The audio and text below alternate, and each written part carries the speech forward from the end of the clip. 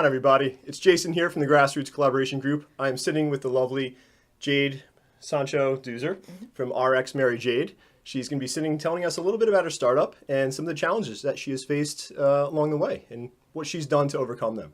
So, Jade, you want to tell us a little bit about your company and give us an overview of what it is you do? Yeah, sure. So my company is RX Mary Jade. Originally just started off as like an Instagram account. It was more so to document a medical cannabis program, like what my life was like as a patient, and my usage of CBD and how it was helping me. And then it kind of turned into this whole thing where I really saw the gaps in the program. So I wanted to fill those gaps. Sure. So I wanted to provide education for patients, as well as any physicians who might be interested, and also provide clean access to, safe clean access, I should say, to CBD products, as well as medical cannabis, and safe ways for patients to find doctors or be able to find their medicine as well. Sure. So basically, I just want to keep people safe.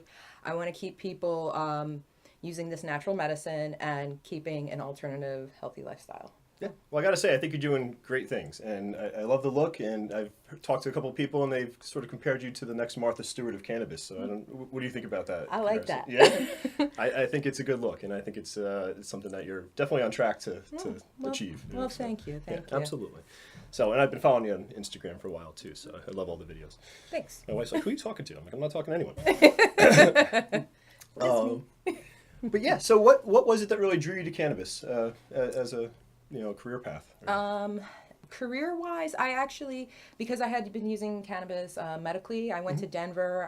It's part of my story that I went to Denver. I tried a Mary's medicinal patch, and once I saw that really worked, the 1-to-1 ratio, Sure. I decided I was coming back to New Jersey. I definitely wanted to try to move to Denver.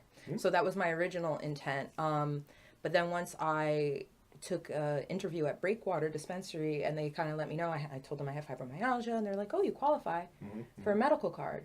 Once I realized that, I was like, "I'm staying here. I'm staying in New Jersey. I'm gonna make this happen. I'm gonna work at the dispensary. This is like cannabis is like the next thing. This is what's gonna be for me."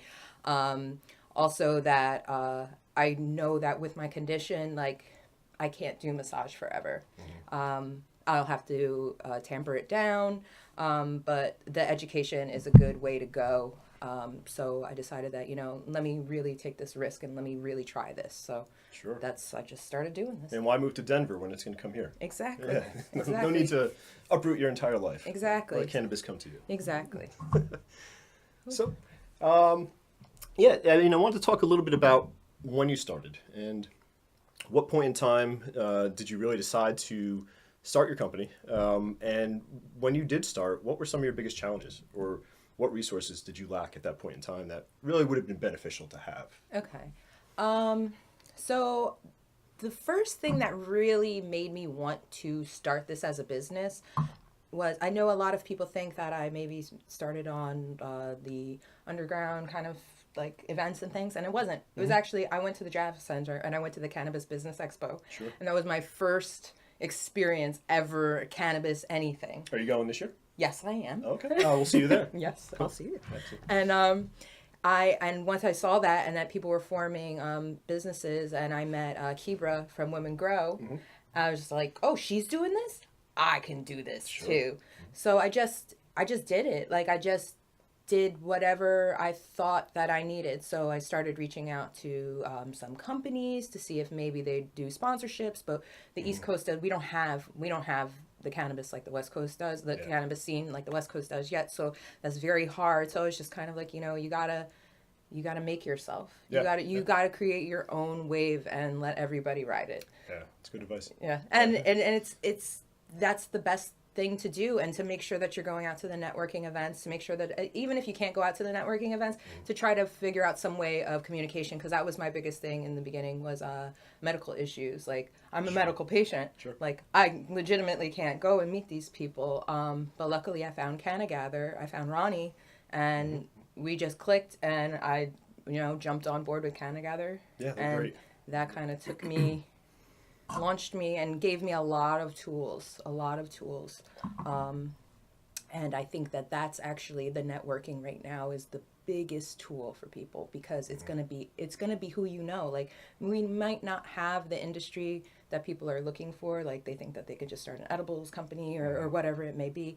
But if you know all these people, you're going to know your insurance guy, you're going to know your lawyer, you're going to know, whomever, the real estate agent, but all cannabis friendly. So you're already going to have your team. Like, this is the time to build your team. So start team building. Yeah, and I think, when a lot of these networking opportunities that we have out there in the industry, people aren't going to always have access to these individuals. These people are going to be the next CEOs of the world. And to know them now and to really build those relationships, it's going to really help you in the industry. So I couldn't agree more. I started attending Canna Gather events. They were my first networking events, and I branched out into New Jersey Canna Business Association, some of the other Canna Pop-Up, Holly and Robert. So, ultimately, I would fully agree that, it's been extremely beneficial to me. I got to meet people like you and really getting plugged into the community holistically, right? Because one of the most important things that I've noticed for now, at least now at this point in time, in New Jersey at least, it's very much family oriented. It's a community of practice. It's not corporate yet, but it's going to get there. So, that's going to create a whole new set of challenges for people, so it's good to network now and to establish that connection with people. Yeah, because this is the grassroots. This is the grassroots movement right now that we have in New Jersey, that people are going to remember the mom and pop. Like, people are going to want to come to me and ask me, just a simple little question, and that makes them feel better. And they know that they can trust me because I don't have a big corporate company paying me to say that. And I don't care. I'm not a salesperson. I might have CBD for sale sometimes, but I don't ever try to sell it to anybody. No, it's education. It's you're out there educating people, and I did come across you've been hosting a number of events. Yes. So maybe you want to tell us a little bit about that, because I came across the one. It starts with an E. The name is escaping me. Elementa. Elementa. Thank you. Which sounded really cool and different from some of the other networking events, and it's not a networking event, if I understood it. So maybe you want to explain a little bit about what that was?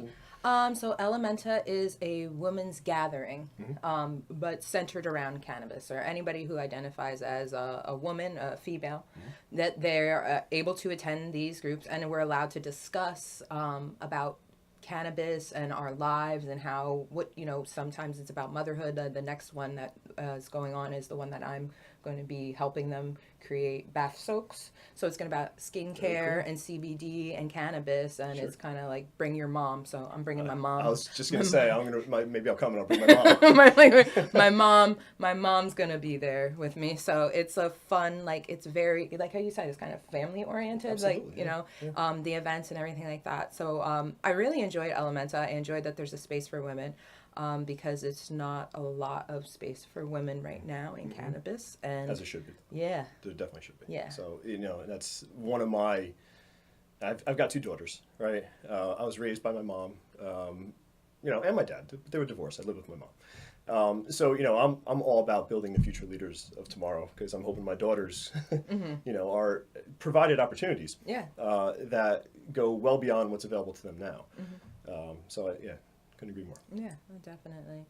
I just think that this is going to be a good stepping stone too for more women's groups, to maybe not so small, but something just business wise. And I think that may be coming soon.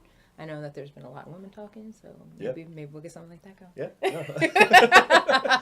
There's definitely a need for it. And one of the things I like to talk about is really gender in the gender or even race in this industry, and how it's helping shape or hinder certain people, right?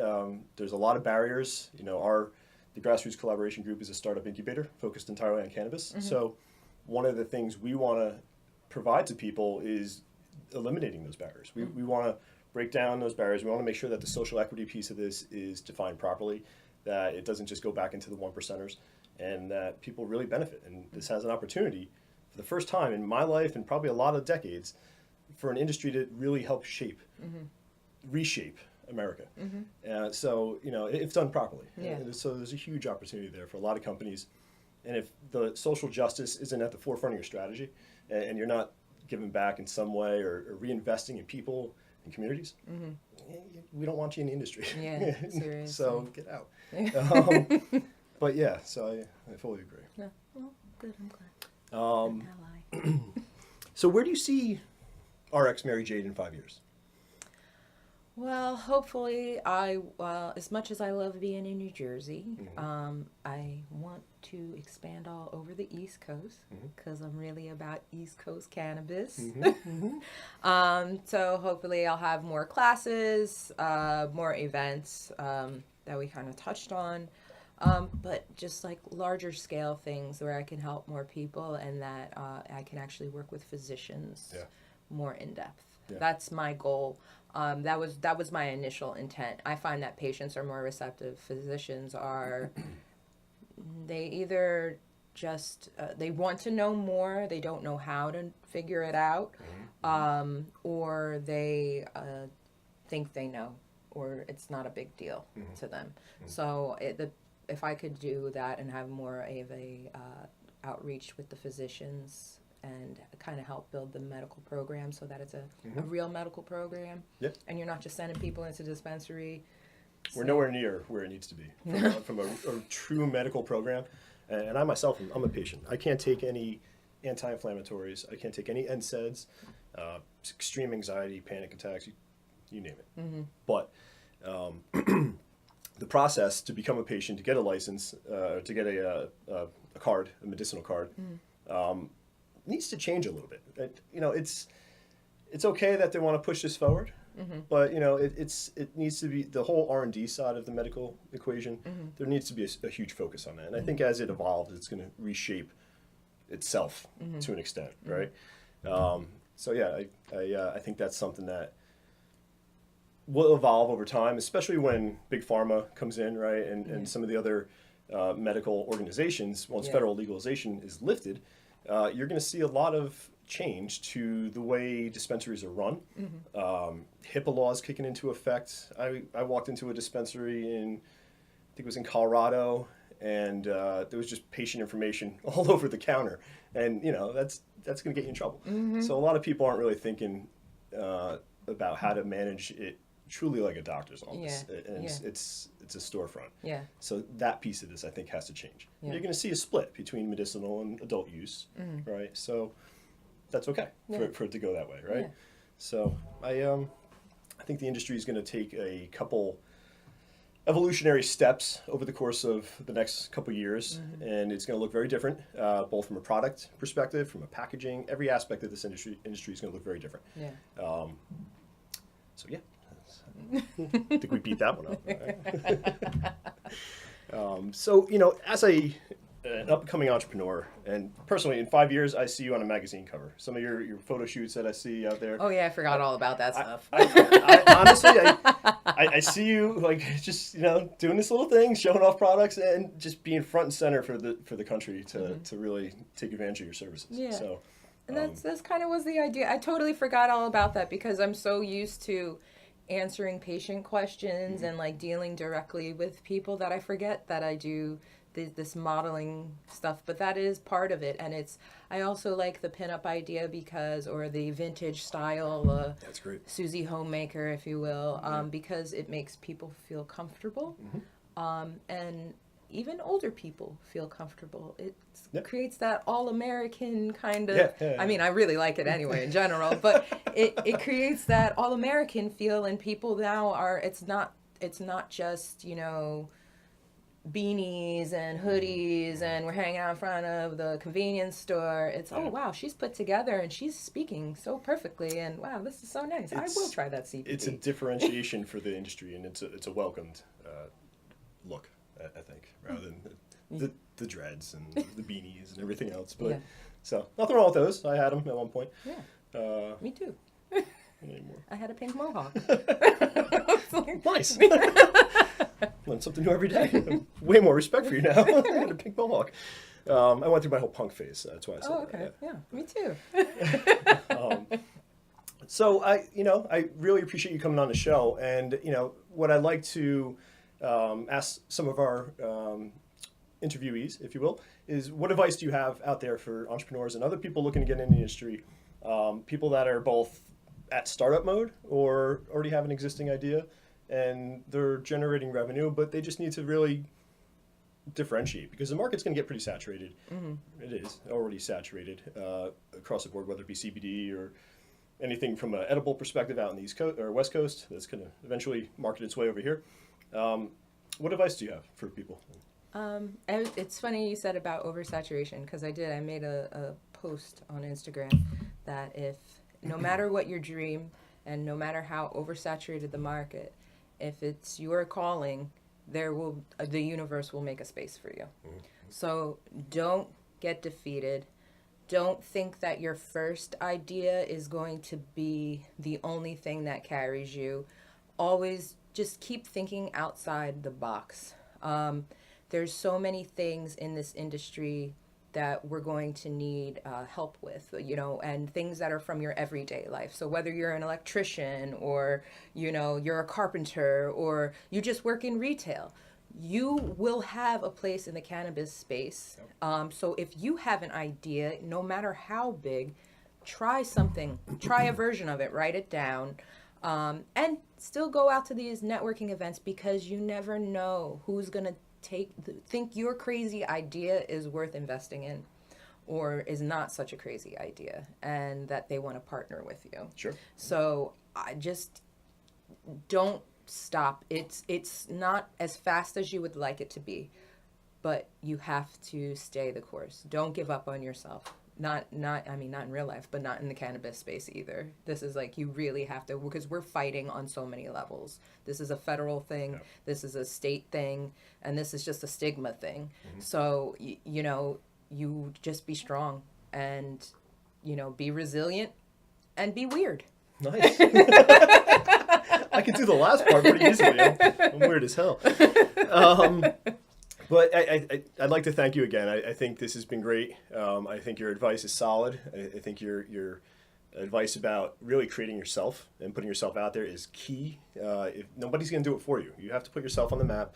And that's the best advice I think you can give any entrepreneur is if you don't stop, you're eventually going to be prepared for when that opportunity does come. So at the crossroads of being prepared and opportunity, that's where success really happens, I think. So.